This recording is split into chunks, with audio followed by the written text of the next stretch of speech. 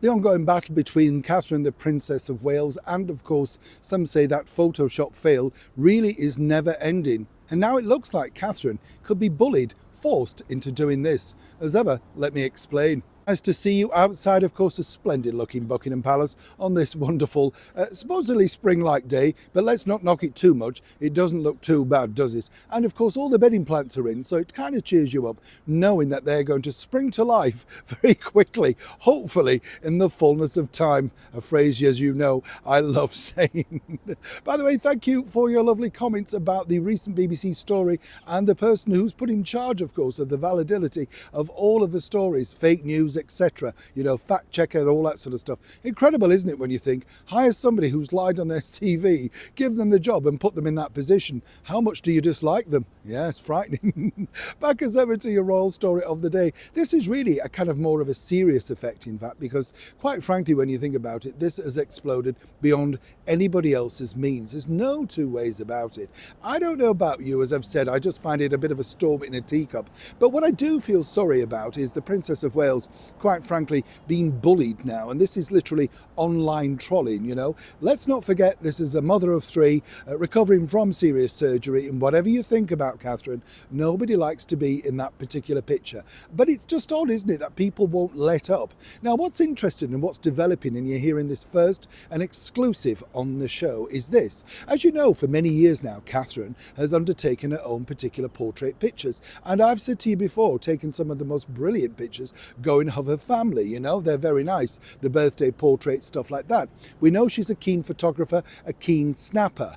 That's one of her hobbies, and clearly she was entrusted to take the birthday portraits of Camilla, Queen Camilla, for the Country Life 75th birthday front cover special. So clearly she's revered inside the British monarchy. And as we also told you, it was nice to know that the King Charles III, really was very keen to make sure that Catherine took some private pictures of him, making sure that they were circulated to the media also.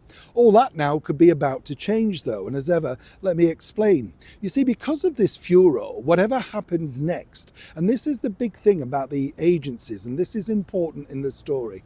You know, working in the media, I know how these things work. The media do not like to be dictated to, and certain agencies don't like the fact that they can't make money attributed to that particular company. What I mean by that is they don't own the picture. If they own the picture and they've been invited to take that in, say Buckingham Palace, Windsor Castle, wherever behind me, they can sell that around the world to other companies, making a very tidy profit. Catherine and William, by releasing their own pictures independently, take that sting away. They control the setting, the picture and the timing of the release. You understand now? But moving forward, I've been told that Catherine, at least in the meantime, will have to re-invite back in certain celebrity portrait snappers in order to alleviate any fears that anything's been moved, manoeuvred, doctored, manipulated. Now, isn't that a really sorry state of affairs?